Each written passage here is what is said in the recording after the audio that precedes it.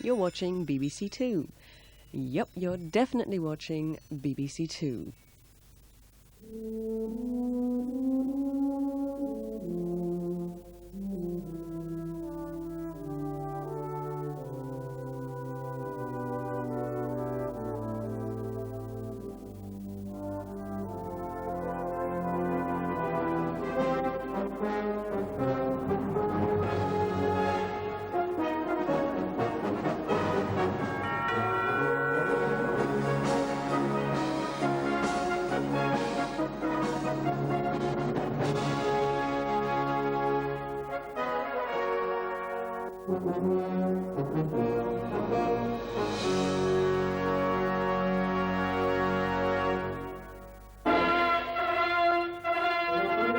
On its opening night in May 1956, Granada Television transmitted a tribute to the BBC. This is the BBC television service at Alexandra Palace. Now, why should Granada, the latest competitor of the BBC, want to talk about it on its opening night? Well, it's a kind of Valentine to the BBC.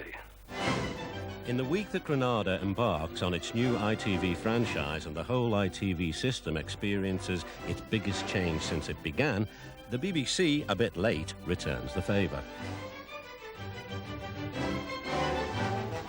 Granada was the brainchild of a socialist millionaire from London, Sidney Bernstein, who made his reputation down south as a theatre and cinema impresario. In 1955, he made a bid for the new ITV franchise to broadcast to the north of England during the weekdays. I think that what Manchester sees today, London will see eventually. From its northern base, Bernstein built up a company that took on the BBC and the other ITV companies in the areas of popular current affairs and drama. And yet, all the while, Granada remained very much a tight-knit family business, with a reputation for quality, but also for thrift. I didn't expect this at all, playmates. This has been rather thrust on me. But they've got this out for an hour, this piano. They've hired it, you know. And if Mr. Bernstein's plans go right up here, they're going to buy it. See?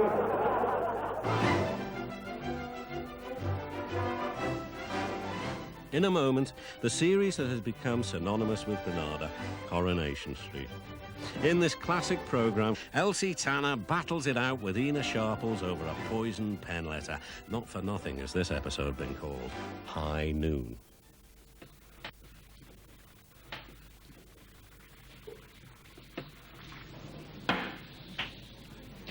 Right.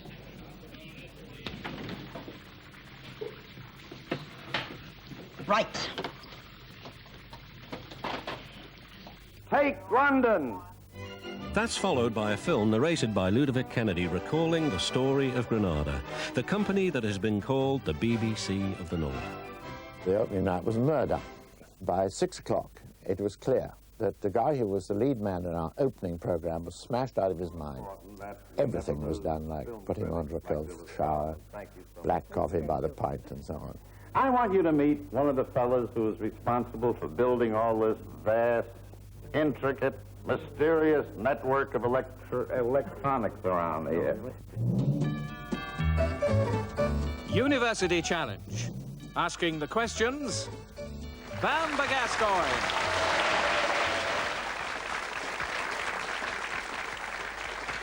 Hello again, and welcome again to University Challenge and to the finals of this year's tournament. At 9:30, it's a special edition of the long-lived quiz for eggheads, University Challenge. A team of former contestants, all whom have gone on to do greater things, take on a crack team of today's undergraduates. Queen's Fry. Sorry, hang on. Just how are you? It is...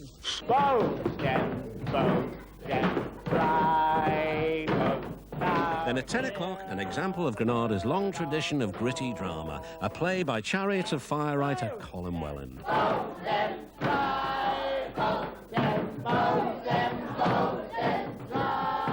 You systematically went for Latimer last night. You singled him out time after time, deliberately.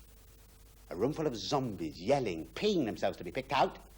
But you chose him every time. It could have been any liar. You went for him. You dragged him from the washroom, knowing that he was petrified, frightened out of his wits. Did you or didn't you? Mr. Normal 1970. You know, Latimer's right. You are a bloody sadist. Door, missus. Thank you. Right away, guard.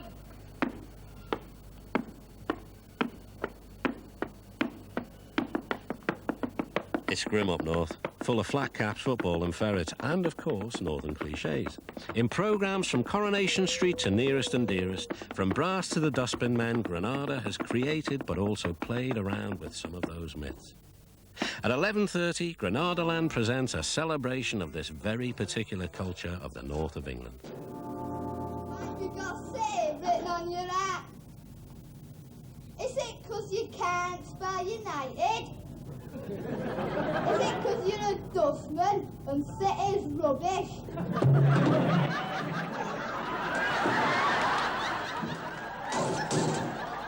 So that's a night of programmes from Granadaland. But now, it's high noon, it's Coronation Street.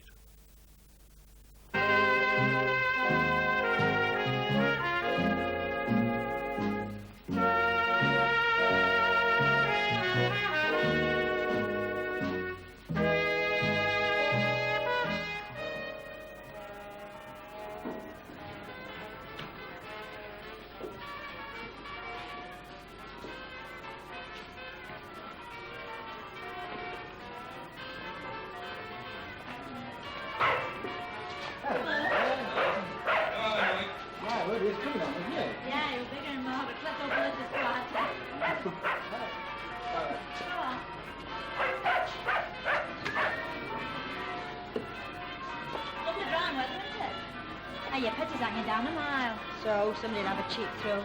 Got more important things to think about this morning. Are you not still on about her? Aren't I? Just you wait and see. Well, look, Mum, you've got no proof. It was Ina Sharples who wrote that letter. You heard what Ivan said. He said Ina Sharples said that Annie Walker didn't write that letter and she knew it. You know, you heard him say that, didn't you? Yes, but he... But nothing.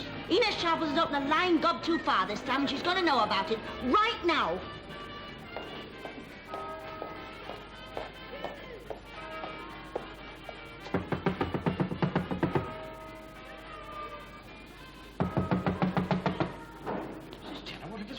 Where is she?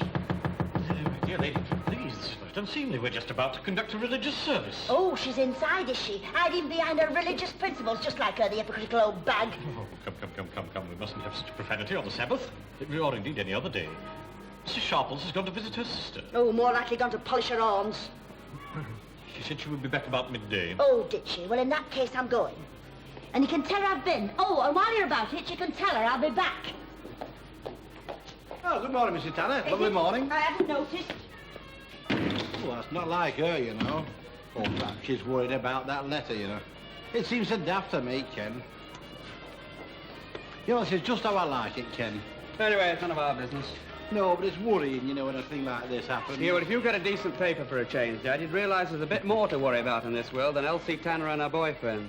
You mean about your bombs? Yeah, I mean about the bombs and that. And they're not just my bombs and the Observer's, you know. Well, I know I may be wrong, lad, but somehow I just don't see it the same way as you do. I mean, Khrushchev and Kennedy, they don't live in Coronation Street, but, well, Elsie Tanner does, you know. Look, you can't just think about your own street nowadays, Dad. We're living with people on the other side of the world, you know. Yeah, well, it'll all come out at wash, lad. I'm going in for a read. You coming? Yeah, but,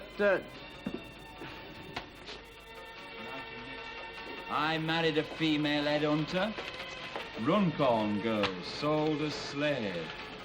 Palace window cleaner tells all. Aye, the Coronation Street bedwarmer could tell all and all. Where's my flaming cigarettes? How the heck should I know? Well, you can just get your baby dolls off and run down to the corner No, on second thoughts, you stay where you are. I'll go myself. It'll be a lot quicker in the long run.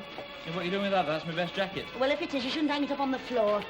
See, 2, 6, 3 bob, 3, 10. That's mine. Yeah, I know your motto. What's mine's yours and what's yours is your own. Well, things are going to change around here, lad, I'll tell you. Oh, not again.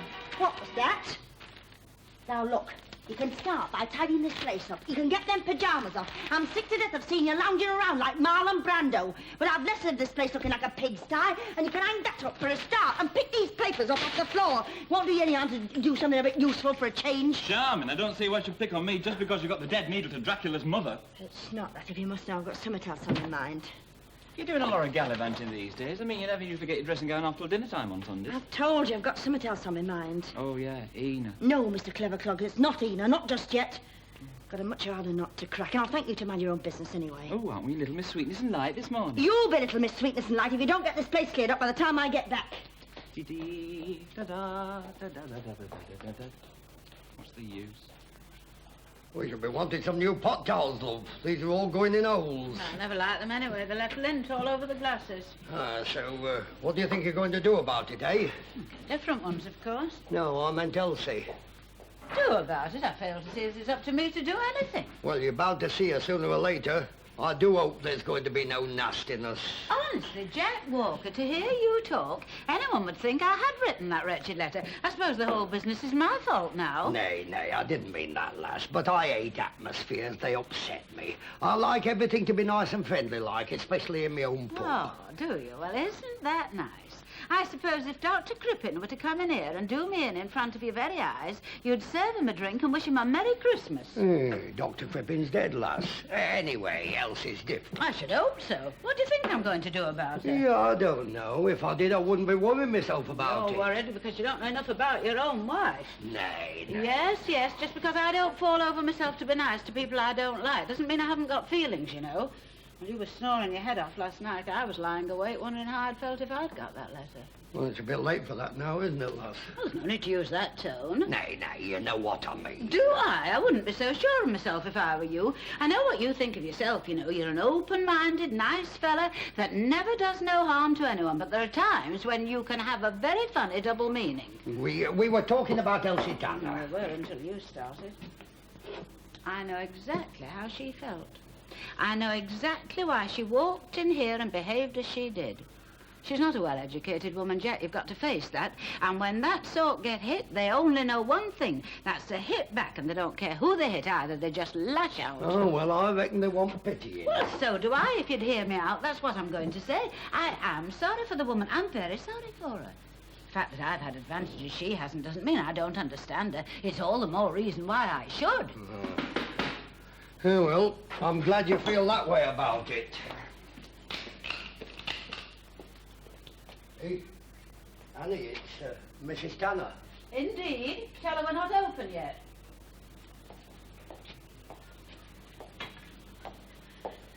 I know that, Mrs. Walker. That's not what I've come for.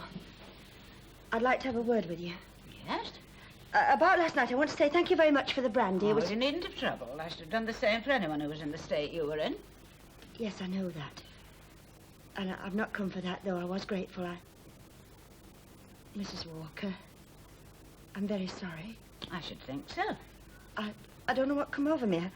I knew perfectly well that you wouldn't have written a letter like that. I was just so upset I didn't know what I was doing. I suppose you know half Coronation Street heard what you went on, quite apart from my own feelings in the matter. I'll apologise in front of them all, if you like. There's no need to. I'm quite capable of accepting an apology by myself. Then do you? Yes, I do. All right, then. Good morning, Mrs. Tanner. Good morning, Mrs. Walker. Good morning. Well, I'll go to her house.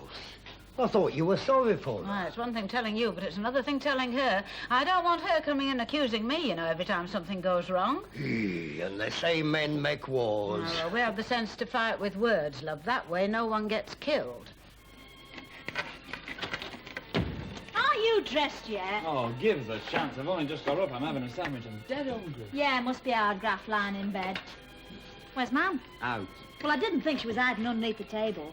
Hey, has she seen Ina yet? Yeah. No. I don't know. You're not interested, are you? Oh, honestly, Dennis Tanner, sometimes I think you're more like a stranger than my own flesh and blood. Maybe I am. Maybe my mum just found a shivering little bundle on her doorstep one day, and that were me. Well, that wouldn't surprise me for the amount of interest you show in her affairs. I can't help it if I keep my feelings hidden, can I? Not like you women, nattering and wailing all over the place. I'm going back to bed for a bit of peace and quiet. Haven't you got home to go to? Yeah, I'll go back to it if you like. This happens to be my Sunday for making the dinner. Just come in to see if you've got enough spuds. As a matter of fact, I'd forgotten. I suppose that's supposed to be an apology. Oh, will you shut up about apologies? I've had enough apologising to one madam this morning. Who? You get yourself dressed. Annie Walker, I suppose. Well, you've only got yourself to blame. Oh, go on, sympathise. I expected that from you. I was only telling you. But I don't need telling. Honest, you go on about him, but he's got more consideration than all of you put together. You've no feelings whatsoever. So now we know. So now we know. Now I've forgotten my flaming cigarettes. Well, I might expect you not to say anything. Oh, my gum, you early. Have you been I got a standing on thirst on. It'll be all right. 2 pints, please, For look. supping. Aye, by gum, she's getting on all right, isn't she? Look at them bumps, eh? What bumps? Them on your arms, darling. Oh, where did you think I meant? Well, I never know with you and your one-track mind. Aye, dead track they sometimes call it, you know. I mean, pulling the pints, getting muscles, you know. Yeah, and I suppose you're developing yours, drinking them. Go on, tell us how you're in training for the Mr. Universe contest. No respect for the customers, this one. It's getting dead cheeky, isn't she? I seem to remember they had an Irish barmaid here. And from what I heard, she had you two pretty well taped. I'll tell you something else, love. She still has. Let's do it quiet. Jesus, lass, what have you done now? Mr. Walker, I'm ever so sorry. It just slipped out my hand. By gum. Here. That's all it. It were Annie's favourite. Well, I'll buy her another. Hey, no, lass. This one's been in the family nigh on 50 years. And I wouldn't mind betting it was found on Midden in first place. Isn't it very valuable, then? I doubt it. But that won't stop Annie thinking it is when she sees what you've done with it. Hey, give it here, Jack. I'll take it round to Albert Tatlock. He'll be able to fix it before she gets back. He's marvellous a fixing up, he is, you know. Any scruffy old thing, he'd make like a new pin in no time. Hey, well, you better take your friend along while you're at it. He looks as though he could do with a bit of renovating. You mean to say you used 3/4 of a pint of milk and only half the quantities of fuel things? Yes, and you see it went all sad and soggy in the middle. No, Minnie Caldwell, if anything's sad and soggy in the middle, it's you. Can we have 2 milk stouts, please? And we'll have them in here for a change, seeing as how it's Sunday. Hello, Elsie. 20 cigarettes, please, Tip. Oh, what's the matter with Aunt Elsie this morning? That face had turned the milk sour. I'm sorry, it's the only one I've got. I've had it for some years and I've no intentions of changing it now. Come on, love, I was only joking. Aye, well, there's too much of that goes on round here and all. People want to think what they say before they open their big traps. Oh, what have I done? I wasn't referring to you in particular, but there's a certain airnetted old bitch that comes in here that... Hey, Elsie, now. You mustn't talk like that about it. Why shouldn't I? Why shouldn't I say what I think? She didn't care what I thought when she sent me that filthy lying muck in that letter. Look, she's been asking for trouble for years now with that vicious wagging tongue of hers. Well, this time she's going to get it because she's come to the right one. Well, I wouldn't go jumping to conclusions if I was you, Elsie. Well, you're not me, so you're in no position to say. Yeah, well, don't be late. I shall sit out. Yeah, I know, you just said you'd help out over lunchtime. Well, see, that's all it is and all. And don't forget we're next door. If you come back after 2, you'll be having charcoal and 2 veg for dinner. Hey, what have you got in your hand? Oh, it's Bob Smith's letter. I haven't read through yet. Oh, how's he doing? Smashing. He thinks Canada is wonderful. He sent some wonderful photos. Oh, let's have a look then. Oh, Linda, I've got Yeah, to I know, go. well, I'm late you can just already. hang on whilst I look at these. Hey! Hey, it's just like a film, only real. He's certainly done well for himself. Oh, look at all them drying cupboards. Hey, and a spin dryer. Oh, doesn't it make you sick? Oh, I go for the outside balcony. It's a port. Yeah, well, whatever it is. Oh, I can just see myself sitting on that, knitting and eating chocolates, listening to a transistor radio. What's he done? Come up on pools or somewhere? Of course he hasn't come up on pools. I must go, Linda. Oh, yes, so just hang on. Well, he must say so he comes on to the pools of me. You don't say he got all this just by working. Of course. Pan will be there. He's like me. Except they pay him 5 times as much. Oh, yeah, I know about that. 5 times as much, but everything costs 5 times more, so you're back where you started, aren't you? Does it look like it? No. Hey, well, I can't stop gassing to you all day. Now, don't be late now, will you? All right, 2 o'clock. Yeah, that's right. Ta-da. Oh. Wonder if you'd ever have a kitchen like that, love. You don't have to scrimp and scrape like your old mum and dad. It's a funny thing. When you're kids, you can't wait to grow up, and when you're grown up, it's all worry. Nothing but worry.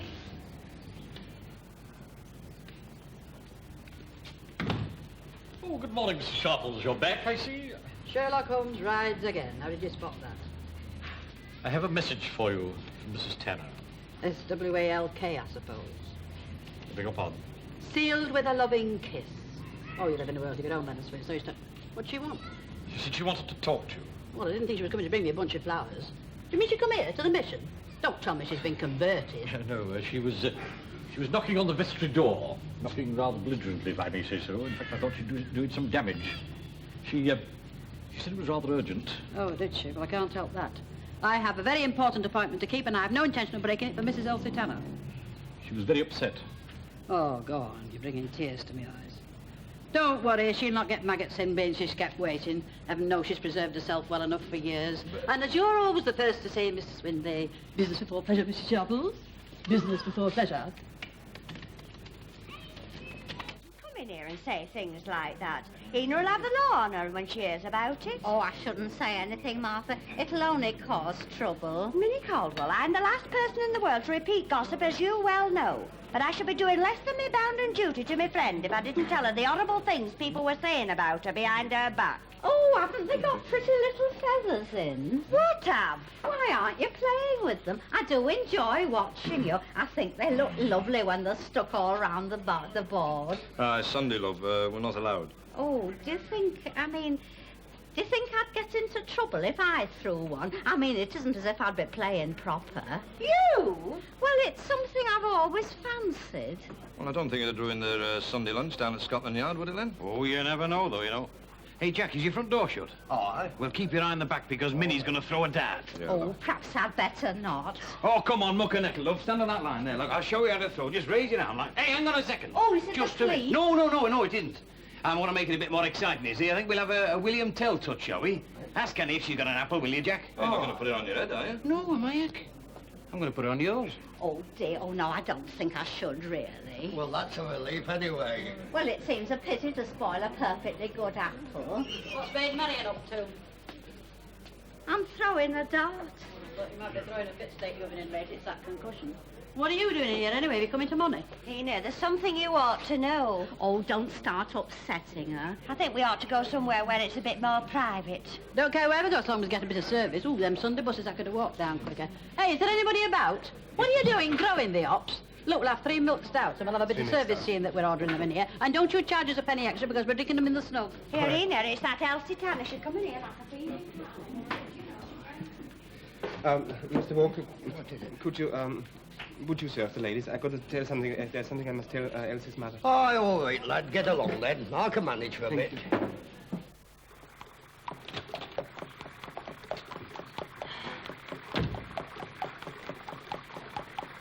that a pudding you're making? Yeah, Yorkshire. Thought it might be something for after. Are we having anything for afters? Look, every other Sunday I come in here and make Sunday dinner, don't I? And I've ever not given you anything for afters, now have I? Go on, get your own back. I deserve it. Oh, sit down and cheer up. We'll get all this business sorted out. Hey, how many spuds shall I do? Oh, I don't know, just enough for you and Ivan and Dennis.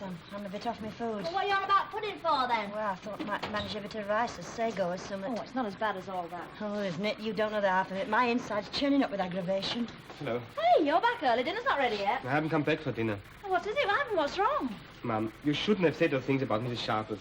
Mr. Walker told me all about Have it. you come back starting more bother? I only said what was right. Linda, I'm trying to stop bother. Well, Mrs. Sharples had the row of snow and her friend's telling her all about it. Oh, she's in there, is she? Right. Ma'am.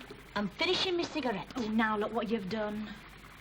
This was supposed to be a respectable house. I don't have the face to call it that and allow such language to be used on the premises. I should like to point out, Mrs. Sharples, that I wasn't on the premises when the incident occurred. Unfortunately, I'd gone round to Mrs. Lindley's. Otherwise, you can rest assured it would never have happened. I'm not interested whether you were here or not. All I know is that my good name has been sullied, and as you and your husband are the licensees of these premises, I shall hold you partly responsible for any action I may take.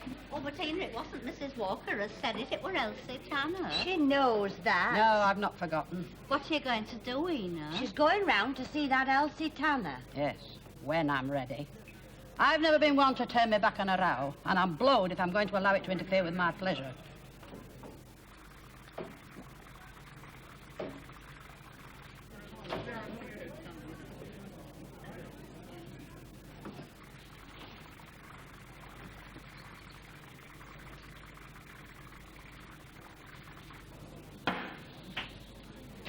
Right.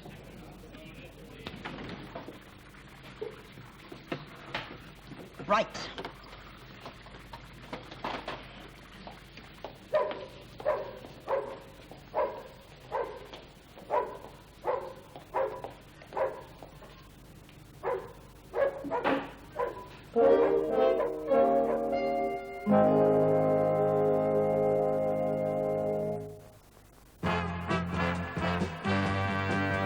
You're looking in on Channel 9, Granada.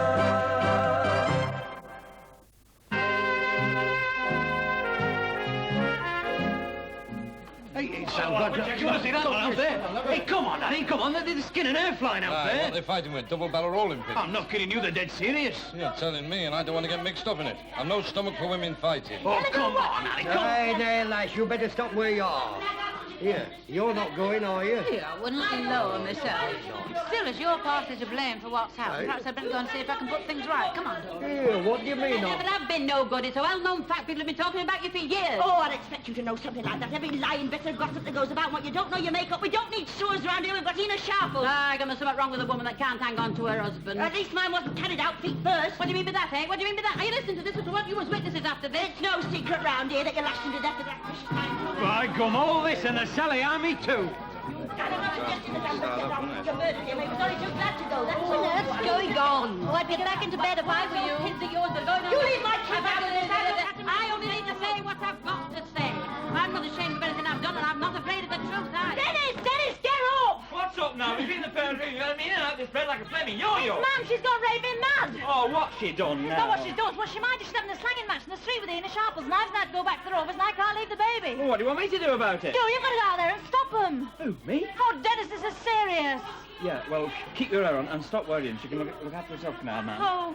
Tell you, I don't like it. Oh, it had to happen sooner or later. It'll clear the air well, anyway. why didn't somebody stop them? Well, they never do. They just stand back till the fighting starts. Yeah, they haven't come to that yet, but they will do if someone doesn't stop them. Well, just look at everybody. For anything that matters, they'll be at home watching the telly. I've listened to you talking as long as I can, but this time, I've only sat back out of respect for your age, but this time I'm going to land you one so help me. That's right. Go on. Strike a poor old defenseless woman. That's just about your level, Elsie Tanner. But before you raise your hand and damn yourself forever if you haven't already done it, you'll listen to me for a minute or two. I know all about that letter, and personally haven't the slightest doubt that everything in it is now but God's own truth. You think on this, Elsie Tanner. I know plenty about you. I know plenty about you that you don't think I know. I could have written a full-length book about you, let alone a letter, but if I had written it, it wouldn't have come anonymous. Oh, no. I've never been afraid to stand behind my own beliefs. If I had written the flaming thing, it'd have had Ina Sharples in big black letters at the bottom of it. Well, you know it. Now go on, stand there and deny it. Oh, listen, Elsie, you got it out of your system. Come on in and have a drink. There's a good girl. Ah, come on, ladies. It was only a misunderstanding, wasn't it, really? Why not kiss and make friends, then? Well, make friends anyway. Dennis, take me over. Yeah, come on, man, Kettle.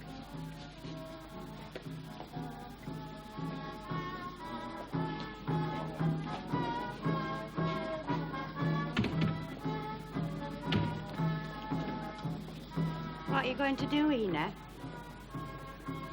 Come on, love, and I'll buy you a drink.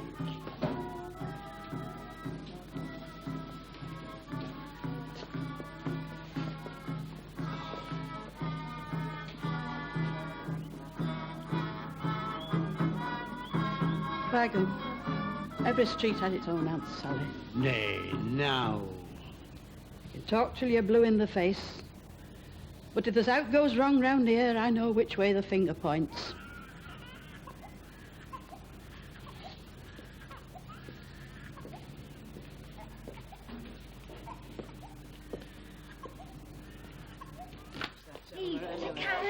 Well, you can say what you like, but you know Ina Sharples, she's a character. I'll tell you one thing, I'm glad our Lucille was at Sunday school. Ah, she'd have been right in the thick of that, love, wouldn't she? I don't know about you, but I'm most dust up out there. Give me a heck of a thirst. Come on, let's have a pint, shall we? Right. Come on, don't keep your best customers waiting, love. Hey, come on. Look at that miles away. Well, I was just thinking, now the excitement's over, I've remembered the plate. Hey, do you think she'll sack me? Oh, Annie's not like that, love. Oh, and what isn't Annie like? Aye, that'd be telling. You know, I think she's got 2 pairs of ears, this one. Ah, well, in that case, when next time you're talking about me, you better be a bit more circumspect. No, there's been enough fights for one morning without you two entering the lists. By gum, it's pretty good, though, isn't it, eh? Hey, I tell you what we'll do next time. We'll have Jack Solomons to come down and promote it, you know. Tickets, publicity, the lot. We'll make a package. Oh, well, let's drop the subject for a bit now. I feel I could do with a bit of peace and quiet myself. I reckon we all could. Hello then, Albert. Enjoy the show. Aye, it was a bit of a distraction, though. I wanted to get this finished. I'm sorry it's such a poor Jack, but I did the best I could. What's that? Nothing, love, nothing. It looks like my willow pattern. Does it? Which willow pattern? There's only one, the one that was handed down to me by my grandmother as a sacred trust. Now, come on, Jack Walker, you were never any good at lying. You're too late to start now. Well... I'm very sorry, love. I mended it the best way I could. I might have known you had it in for that plate. Ever since I put it up there instead of one of those vulgar pin-up calendars from the brewery, you've done it on purpose. Nay, I oh, didn't. yes, you have. You've done it deliberate. You've no consideration. This was just a valuable antique that added a badly needed touch of gracious living to this place, but not for Jack Walker. Oh, no. You'd rather have Miss November coming through the fog in a nylon nightie and a mink muff. Mrs. Walker. No, it's all right, love. Leave me alone. I'm always like this when a thing of beauty is destroyed. I'm like that. Yes, but I'm just too sensitive. Yes, but Mrs. Walker, it was my fault. What? Yes, it was me. It just slipped out my hand and broke. You mean you broke it? Yeah. Oh, well, don't bother, love. Worse things happen at sea. I never liked the thing anyway. Well, I'll go to the back of our house. Well, by gum, we're living it up in Coronation Street this morning, aren't we? You know, before long we'll be picking sides and glaring at each other over the tops of sandbags. You know. I'm in charge of the baddies anyway. By gum, it's a Sunday and a half it's been this morning, eh? Well, I'm glad the bother's all over. Perhaps we can settle down for a bit now. Aye, perhaps it's not all over. What do you mean? Well, one thing you all seem to have forgotten. Oh, what's that? Well, Vina didn't write that letter, and Annie didn't write it. Who the heck did?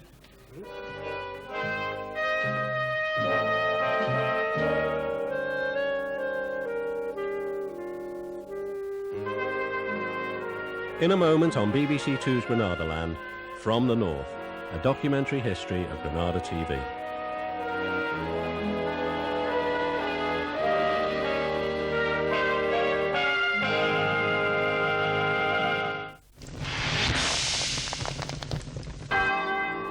London, 1792. A shadowy figure disappears into the icy blackness. 200 years later, deep within a cold meat store, something sinister is defrosting. The horror of Dracula is lathered to form pure soap opera.